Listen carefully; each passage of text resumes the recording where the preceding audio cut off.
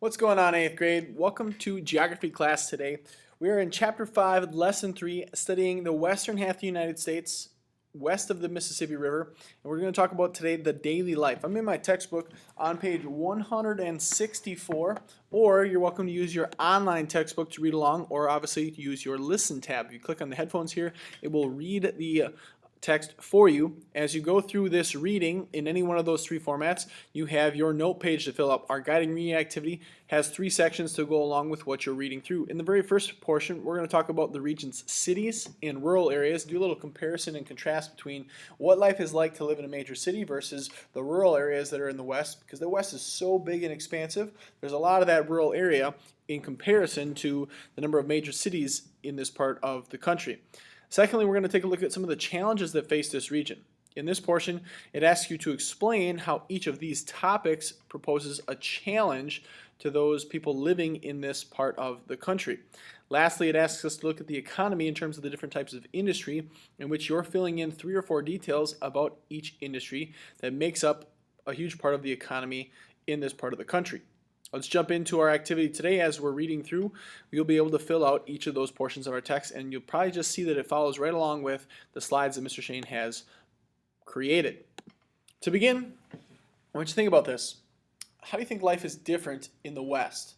Now, we live in what's called the Midwest because we're not in the eastern part of the world, part of our country.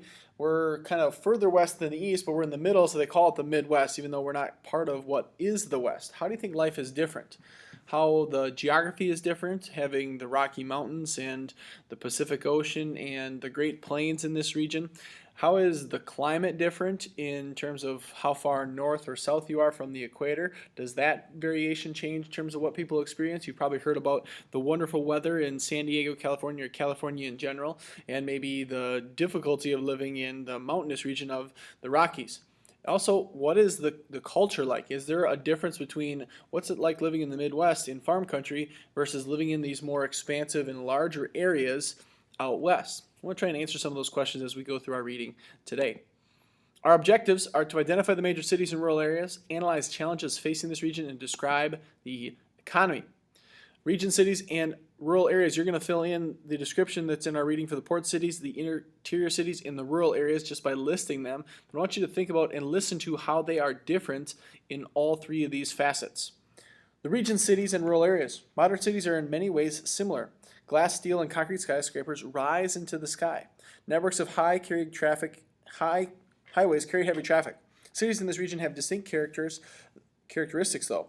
The French flavor of New Orleans differs from the Spanish style of Santa Fe, New Mexico. Denver, near towering mountains, is unlike Omaha, Nebraska, on the relatively flat plains. What could be more different than the tropical Honolulu and the cold Anchorage, Alaska? One characteristic common to almost all cities in the western United States is dependence on the automobile for transportation. Most western cities have limited or no subway or light rail systems. In addition, most large cities are spread out, and the distance between cities are often great. Major port cities. Here's where you're going to fill those in your notes in these lines provided. Take a look at what life is like living near a major body of water, a port city.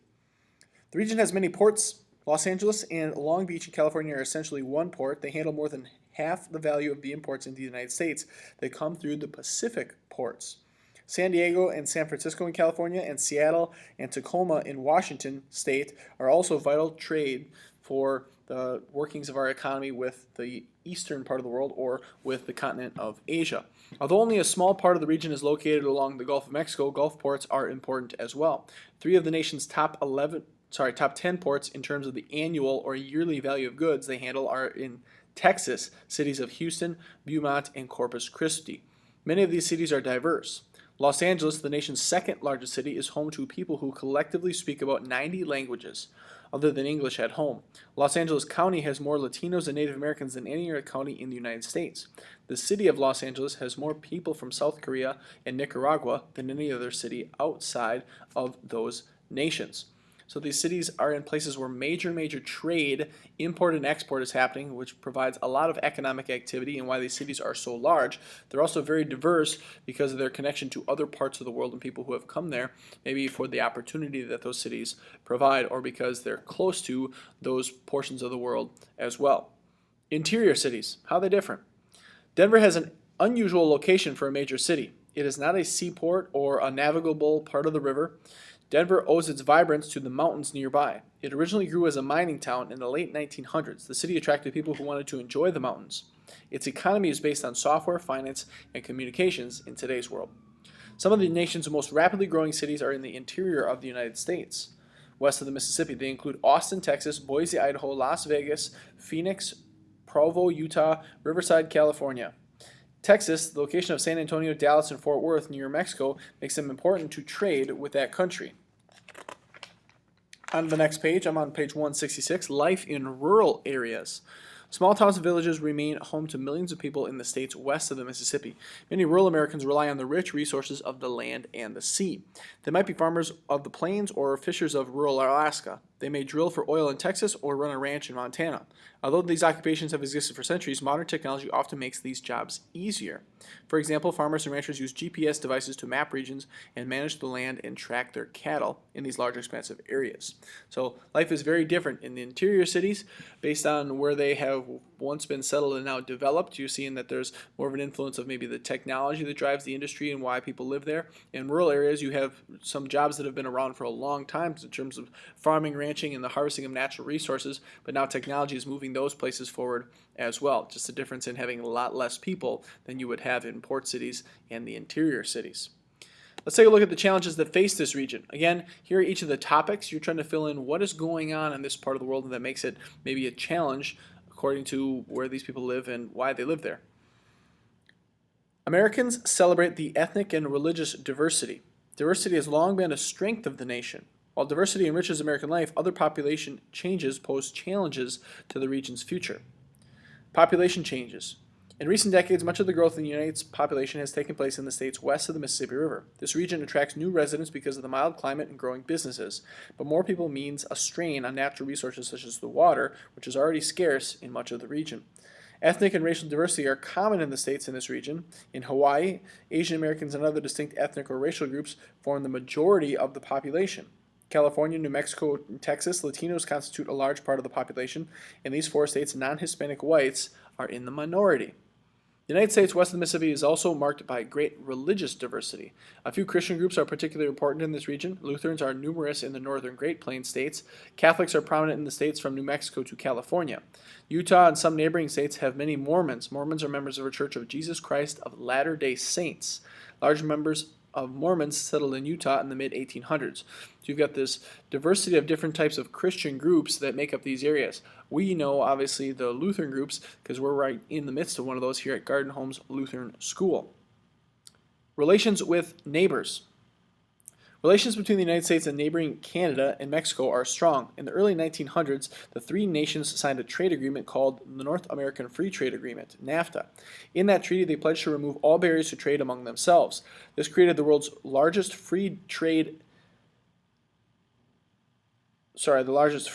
agreement in this entire area. So the whole entire continent of North America basically has free trade. There aren't any types of tax or tariffs on these regions.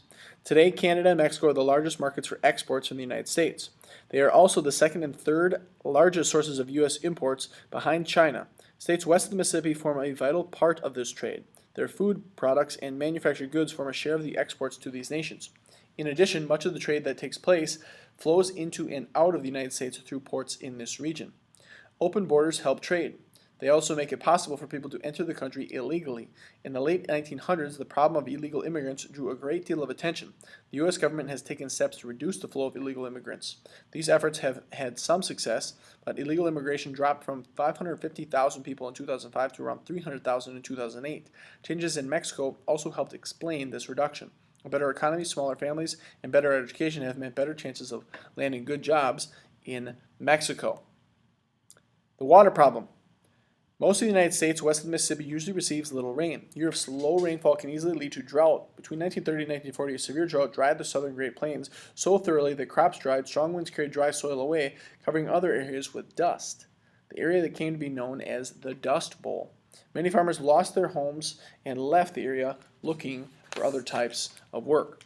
The Dust Bowl resulted in new practices in land use and farming. These practices were introduced intended to reduce the chance of another Dust Bowl. Nevertheless, unusually low rainfall for several years could cause similar difficulties in the future. The lack of water is more of a challenge because of a population growth. As more and more people settle in the area, more water is needed.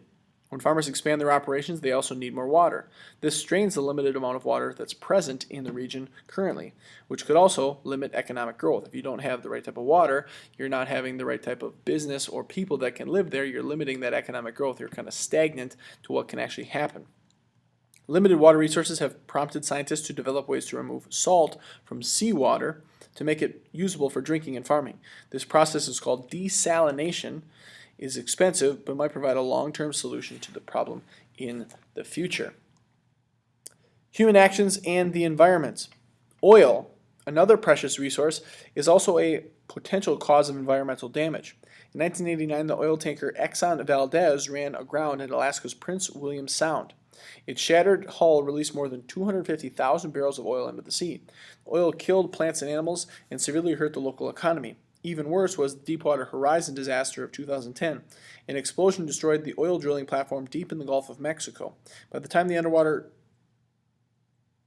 leak was stopped, 5 million barrels of oil had gushed into the sea.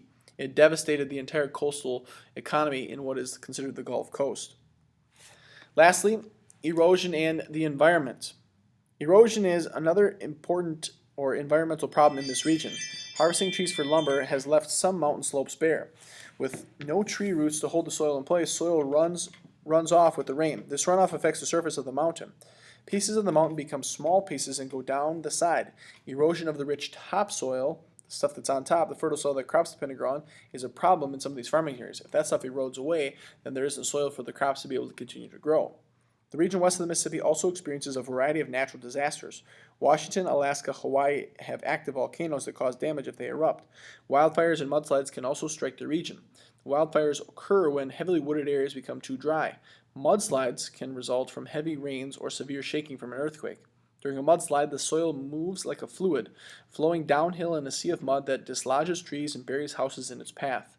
Some parts of the region are prone to earthquakes. A major fault system called the San Andreas Fault cuts through western California.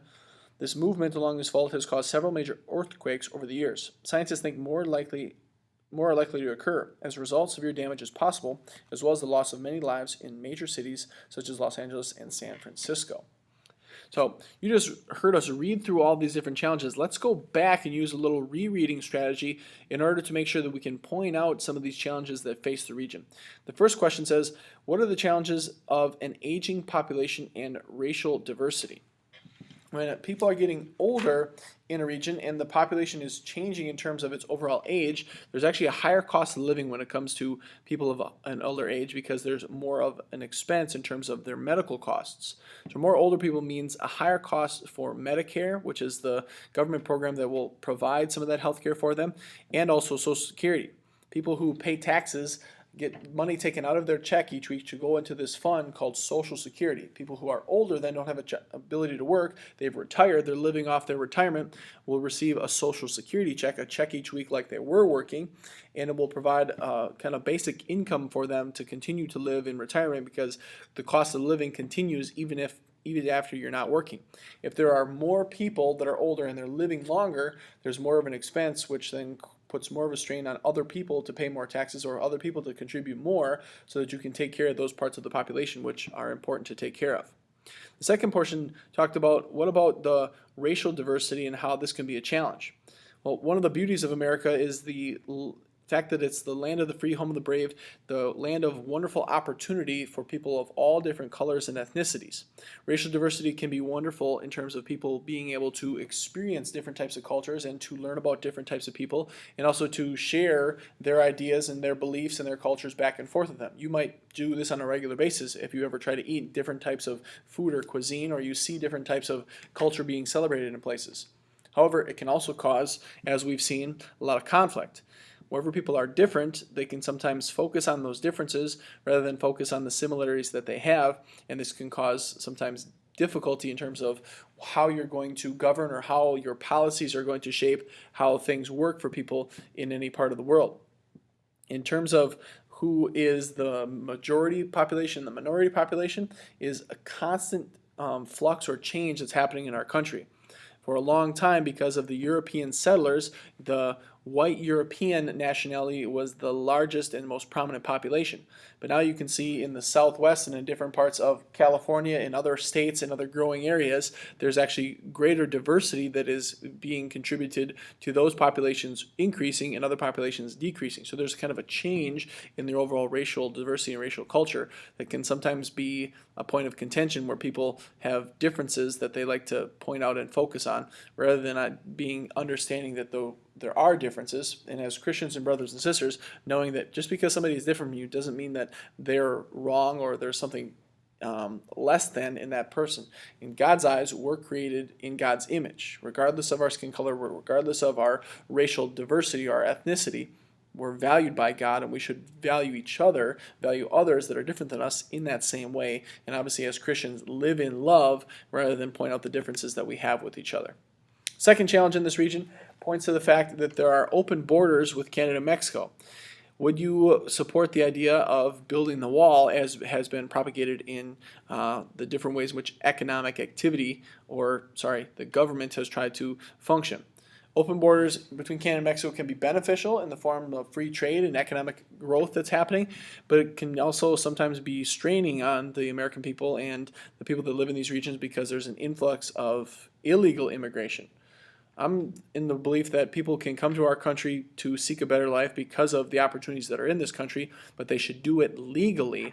That way there's kind of checks and balances to what resources can be provided for those people that are obviously in need of a better life. If America can sustain it and can support it, then they're welcome here. But if they're going to do it illegally, that's where people often have a problem with people coming to our country. The third point was about the climate in this region. Because of the climate, there's often low rainfall and limited water resources, and this can be detrimental to people trying to continue to do their farming and the ranching and the crop growing in this area. If we lose those crops, you lose the food resource and the economic resource of this region. It kind of stays the same. It's not able to actually grow and become better throughout this entire area. An example of a city like Las Vegas. Las Vegas is a huge major city in the middle of the desert and doesn't have any water. It actually should not exist where it exists because it doesn't have water. They have to bring in water from other places. So is that right in order to do that? Should they be taking water from other places where that water could be used maybe closer to where it actually originates from? Or should we be continuously trying to balance out the way in which we use those things because of the climate and its diversity in this part of the country? The fourth challenge is the oil industry. Deepwater Horizon, an example of an oil spill in the West Coast. The example also provided was an oil spill in the area of Alaska, where oil is prevalent in both of those locations. A lot of times those accidents involving oil transport or drilling cause these huge detriments to the environment.